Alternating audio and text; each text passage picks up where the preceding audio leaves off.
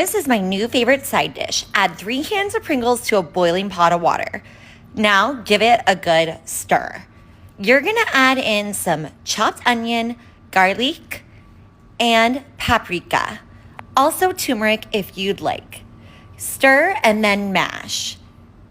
Pour the mixture through a strainer and then add it back to your pot. Season it with butter, a little bit of milk, garlic powder, and onion powder. Give that a good stir. I also like to grate some Parmesan cheese on top. Once it's all mixed, it looks like this. Top it with some chopped parsley.